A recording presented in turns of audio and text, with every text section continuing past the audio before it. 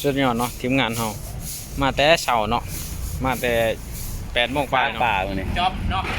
เพิ่นน่ะ โอที โอทีเพราะว่ามื้อนี้ห้านนัดหยุดเนาะเพิ่นเฮ็ดแบบพิเศษแม่นว่ามื้อนี้งานพิเศษคัดหยุดบ่ได้คนพิเศษคนสำคัญเพิ่นเด้อน่ะมาเฮ็ดจังซี่นะตาปลามาซาป่ามื้อนี้ จ็อบเนาะเพิ่นน่ะโอทีเพราะว่ามื้อนี้ห้านนัดหยุดเนาะเพิ่นเฮ็ดแบบพิเศษแม่นว่ามื้อนี้งานพิเศษคัดหยุดบ่ได้คนพิเศษคนสำคัญเพิ่นเด้อน่ะมาเฮ็ดจังซี่นะ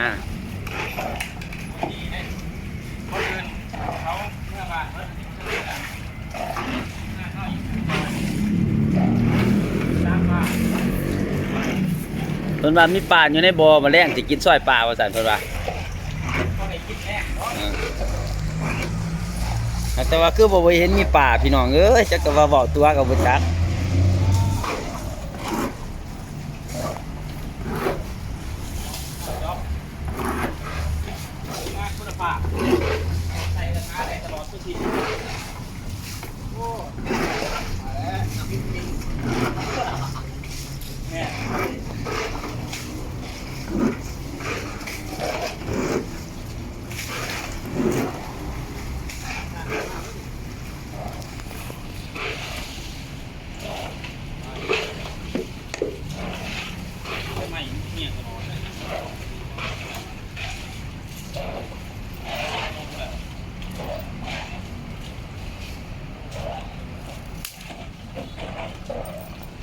อาติไม่กวดนี่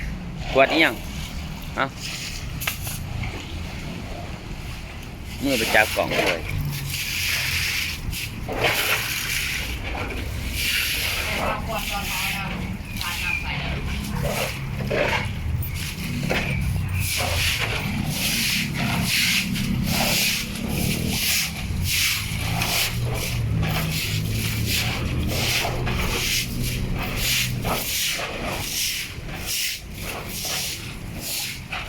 ไอ้น้องเขาออกแค่งานเนาะคือว่ามื้อนี้เขาหยุดเป็นมือหยุดเนี่ยทั้งด่านเพิ่นหยุดเพิ่นก็ได้มา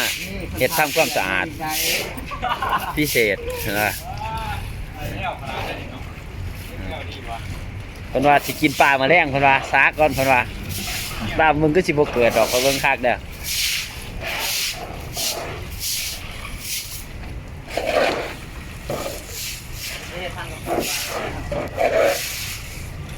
มาแรงฝนสงสัยฝนสิตกมาใส่อีกมือเก่าเฮาก็สายอีกเนาะพี่น้องเนาะคือเก่าเฮา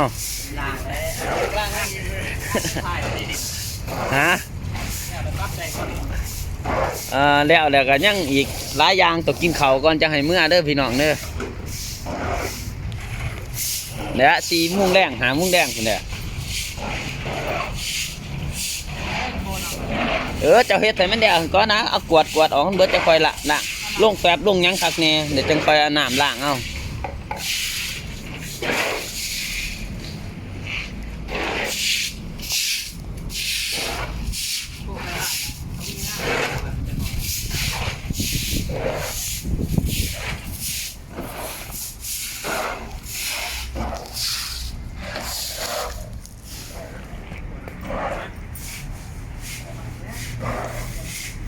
ต่อใหม่ๆออกให้เบิดก่อนเดี๋ยวจังค่อยล้างมัน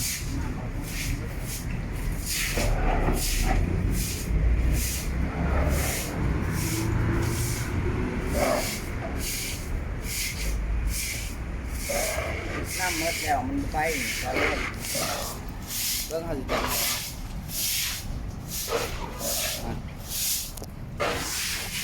โอ้หัวหน้าคุมงานเลยนี่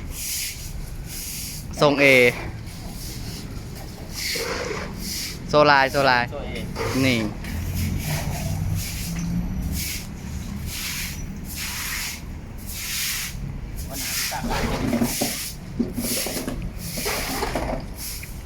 โมเมนต์ตีนี่ซาปลากับโมเมนต์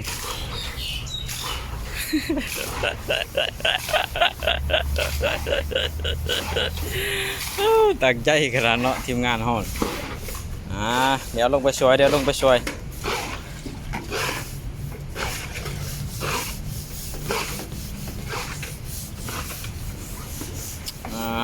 เถอะในการรวมๆเนาะห้อยจันสร้างสายเก็บกวดงานเนาะมีจ็อบตลอดเนาะช่วงนี้เนาะจ็อบใหม่เขามาเรื่อยๆได้นี่มีโอทีได้นี่เนาะ งานจ็อบงานพิเศษเนาะอนามัยสะเงิงทั้งดูดเนาะดูดน้ำพร้อมอนามัยพร้อมเลยใส่ได้ดูดน้ำพัดพร้อมทีมงานคุณภาพเนาะเอินใส่เอินหาเอินใส่บริการใดตลอด24 ชั่วโมงเนาะรับประกันคุณภาพสะอาดปลอดภัยละเอียดครบจบ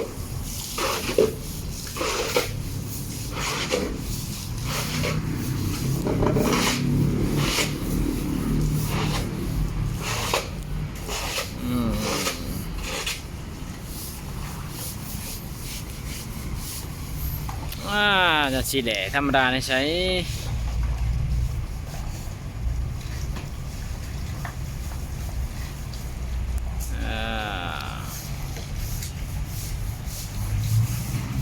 เปลี่ยนตัวไดเดอร์คือวะ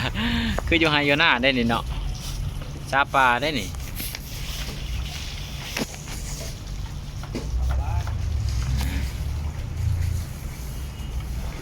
แป้งน้ำใส่ขึ้นบ่เลยนั่นเลยไม่ได้ใช่บ่ในแป้งน้ำใส่ขึ้นบ่ปลามันแห้งบ่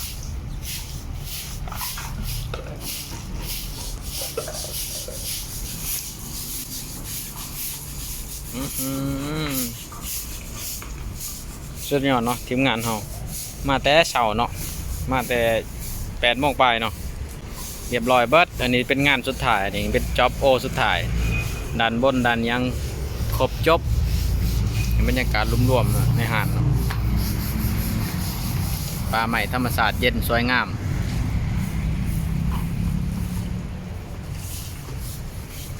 แล้วนี่ถือว่าจบสามารถกลับได้น้องไปพักผ่อนตามอัธยาศัยเติมเป็นงานสุดท้าย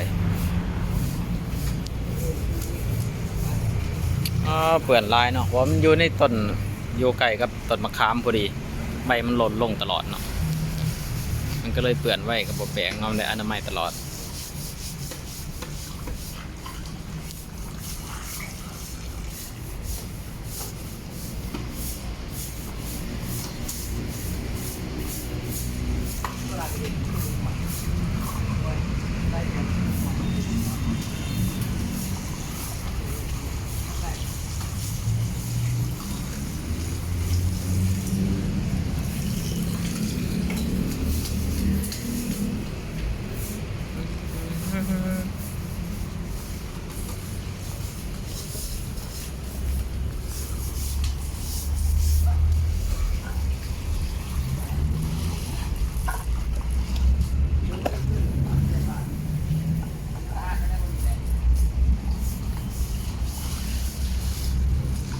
โอเค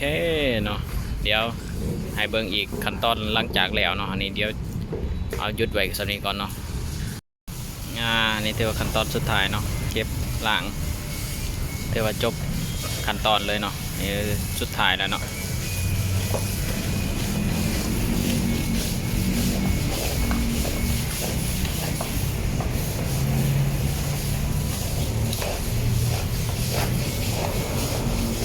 โอเค